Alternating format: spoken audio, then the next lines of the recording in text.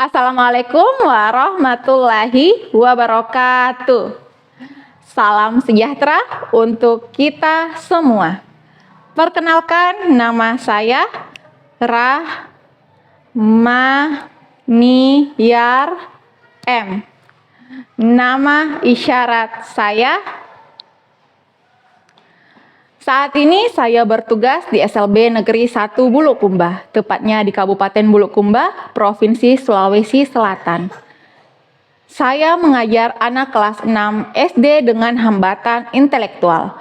Anak dengan hambatan intelektual berbeda dengan anak pada umumnya, tetapi mereka ada bukan untuk dibeda-bedakan.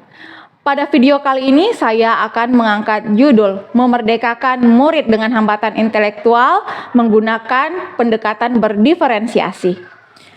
Anak berkebutuhan khusus adalah anak yang mengalami hambatan perkembangan, hambatan belajar, dan memiliki kebutuhan khusus dalam pendidikan, sehingga diperlukan adaptasi dan modifikasi dalam pembelajaran.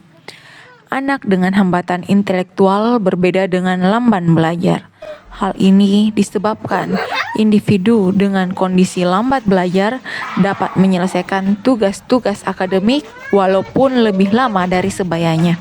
Sedangkan anak dengan hambatan intelektual merupakan anak-anak yang memiliki keterbatasan dalam fungsi intelektual dan perilaku adaptif.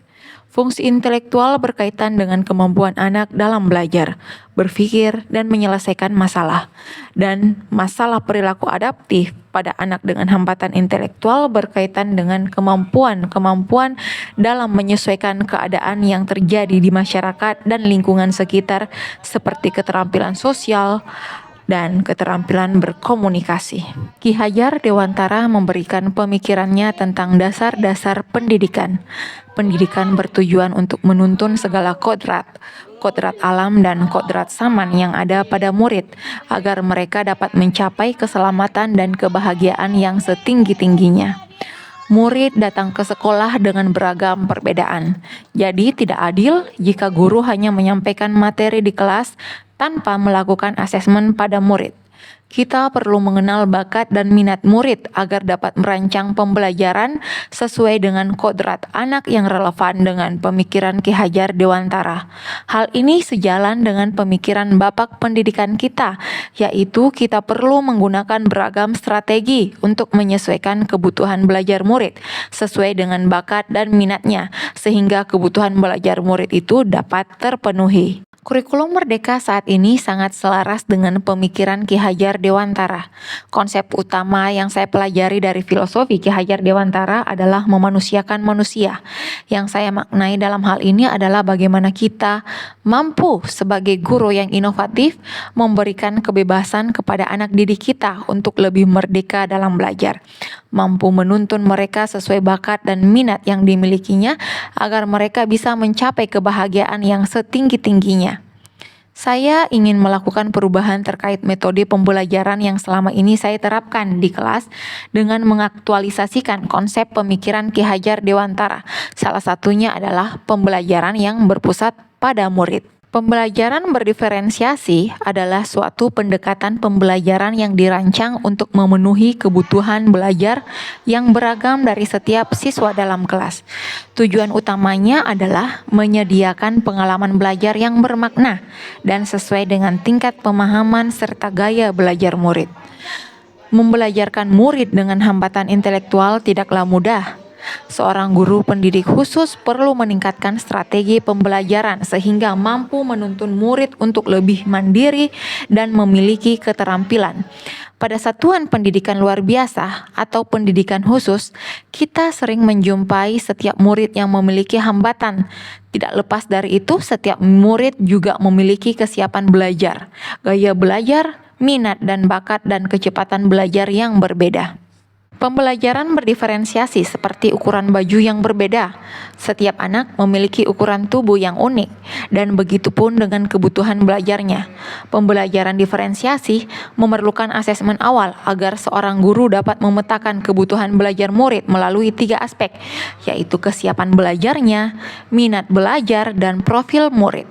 Hal ini tentunya perlu kita lakukan agar pembelajaran yang kita berikan sesuai dengan kebutuhan murid.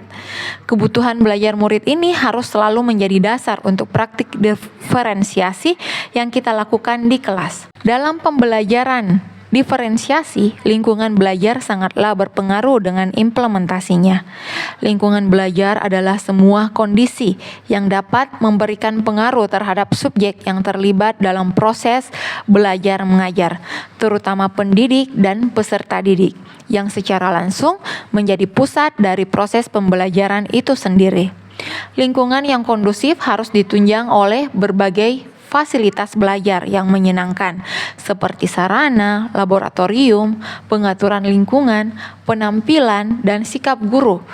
Hubungan yang harmonis antara siswa dengan guru dan di antara para siswa itu sendiri, serta penataan organisasi dan bahan pelajaran yang secara tepat.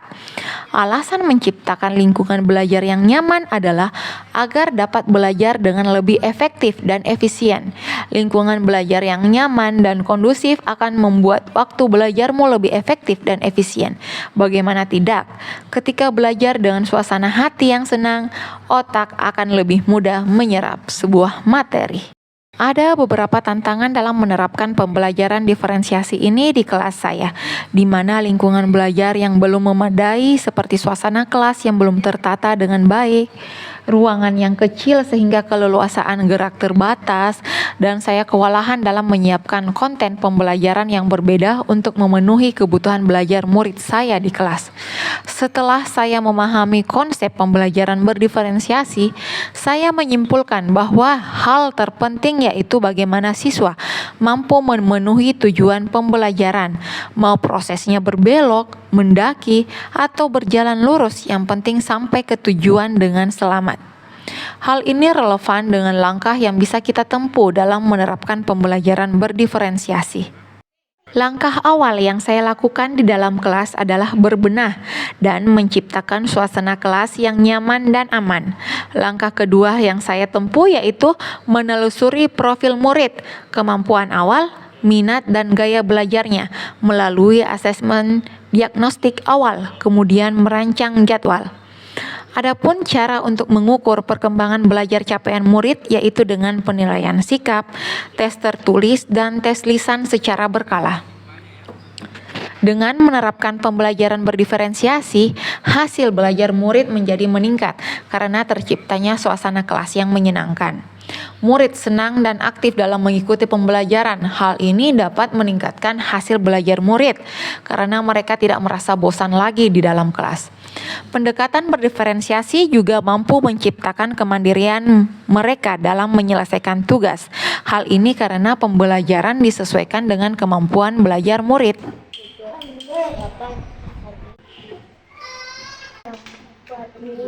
Terima kasih Ibu Guru. Penerapan pembelajaran diferensiasi di kelas akan sangat membantu murid dalam mencapai tujuan pembelajarannya. Penerapan pembelajaran berdiferensiasi ini sudah sangat sering dilakukan oleh guru sekolah luar biasa. Hanya banyak guru yang belum mengetahui secara terstruktur konsep pendekatan berdiferensiasi itu seperti apa. Pembelajaran berdiferensiasi dapat menguntungkan anak untuk memaksimalkan potensi mereka. Terlebih lagi untuk anak berkebutuhan khusus yang pembelajarannya berbeda dengan murid lainnya. Adapun rencana tindak lanjut dalam konsep memerdekakan murid dengan hambatan intelektual melalui pendekatan berdiferensiasi adalah saya sebagai guru melakukan refleksi diri, baik dari segi perencanaan pembelajaran, pelaksanaan pembelajaran, dan hasil asesmen yang telah saya lakukan untuk perbaikan pembelajaran berikutnya. Demikianlah praktik baik pembelajaran yang saya beri judul memerdekakan murid dengan hambatan intelektual menggunakan pendekatan berdiferensiasi, di mana keterbatasan murid sekolah luar biasa bukan berarti membatasi kemerdekaan murid dan membatasi kreativitas murid di dalam kelas, karena mereka ada bukan untuk dibeda-bedakan. Terima kasih dan Assalamualaikum warahmatullahi wabarakatuh.